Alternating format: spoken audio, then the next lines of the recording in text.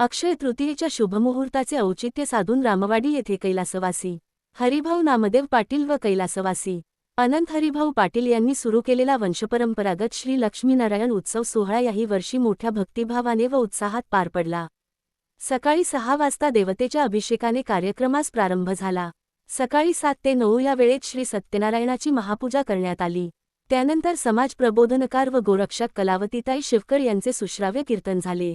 हा कार्यक्रम यशस्वीपणे पार पाडण्यासाठी पाटील परिवार, श्री लक्ष्मीनारायण मित्र मंडळ, ग्रामस्थ मंडळ व ज्येष्ठ नागरिक संघ रामवाडी यांचे मोलाचे सहकार्य लाभले।